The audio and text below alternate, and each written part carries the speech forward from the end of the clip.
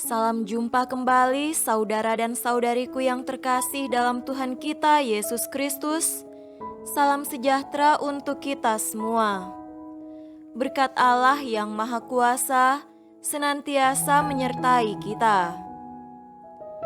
Marilah kita mendengarkan dan merenungkan bacaan-bacaan kitab suci hari Sabtu tanggal 4 September tahun 2021. Bacaan pertama dari surat Rasul Paulus kepada jemaat di Kolose, pasal 1 ayat 21 sampai 23. Juga kamu yang dahulu hidup jauh dari Allah dan yang memusuhinya dalam hati dan pikiran seperti yang nyata dari perbuatanmu yang jahat, sekarang diperdamaikannya di dalam tubuh jasmani Kristus oleh kematiannya untuk menempatkan kamu kudus dan tak bercela dan tak bercacat di hadapannya. Sebab itu, kamu harus bertekun dalam iman, tetap teguh dan tidak bergoncang, dan jangan mau digeser dari pengharapan Injil yang telah kamu dengar dan yang telah dikabarkan di seluruh alam, di bawah langit, dan yang aku ini, Paulus, telah menjadi pelayannya. Demikianlah sabda Tuhan. Syukur kepada Allah. Tuhan beserta kita, sekarang dan selama-lamanya. Inilah Injil Yesus Kristus menurut Lukas. Dimuliakanlah Tuhan. Injil Lukas pasal 6 ayat 1 sampai 5. Pada suatu hari Sabat, ketika Yesus berjalan di ladang gandum, murid-muridnya memetik bulir gandum dan memakannya, sementara mereka menggisarnya dengan tangannya. Tetapi beberapa orang Farisi berkata, "Mengapa kamu berbuat sesuatu yang tidak diperbolehkan pada hari Sabat?" Lalu Yesus menjawab mereka, "Tidakkah kamu baca apa yang dilakukan oleh Daud ketika ia dan mereka yang mengikutinya lapar, bagaimana ia masuk ke dalam rumah Allah dan mengambil roti sajian, lalu memakannya dan memberikannya kepada pengikut-pengikutnya, padahal roti itu tidak boleh dimakan kecuali oleh imam-imam?"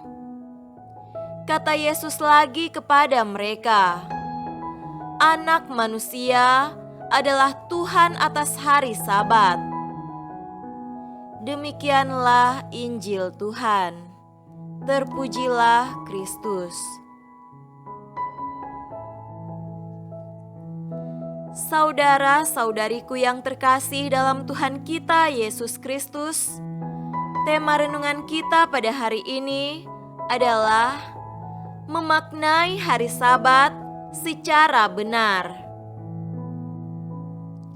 Setelah kurang lebih 6 tahun bermisi di Prancis, seorang pastor sudah tidak merasa kaget ketika misa hari Minggu dan gedung gereja hanya dipenuhi oleh orang-orang yang rambutnya sudah beruban, alias oma dan opa, yang bahkan sudah berumur di atas 70 tahun.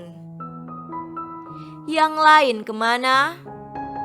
Mereka lebih memilih kegiatan rekreatif yang membuat mereka bahagia secara dangkal.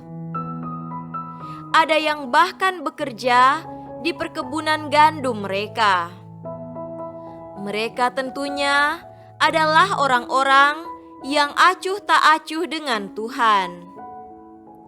Ada juga yang acuh tak acuh terhadap agama.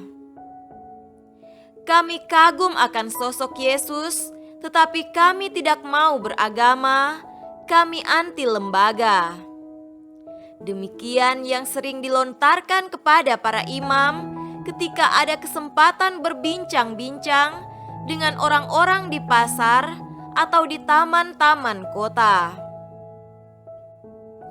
Saudara-saudariku terkasih, keselamatan yang kita miliki di dalam Kristus telah membuat hukum Sabat lama tidak lagi mengikat.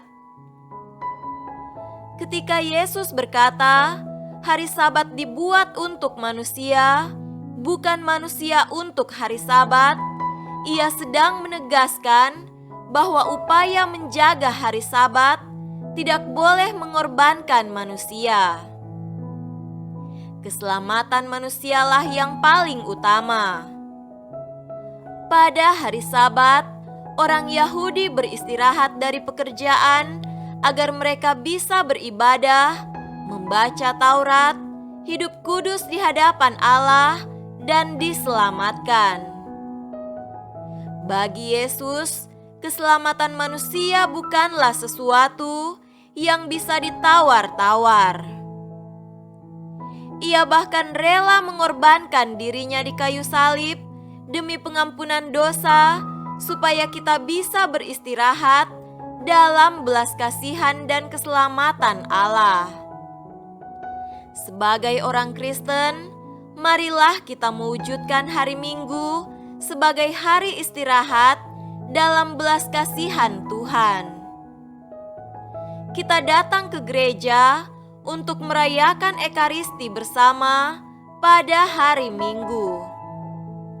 Dalam Ekaristi selalu mengandaikan 3 dimensi penting, yaitu berbagi roti secara sakramental, berbagi sabda Tuhan, dan persekutuan kita sebagai orang-orang beriman menjadi komunitas tubuh Kristus. Dengan demikian, hari Minggu bukanlah hari libur untuk bersantai-santai seperti orang-orang yang acuh tak acuh kepada Tuhan dan agama. Sadari bahwa hari itu adalah saat penuh rahmat ketika Tuhan ingin membuat kita beristirahat di dalam hati-Nya. Semoga demikian. Amin.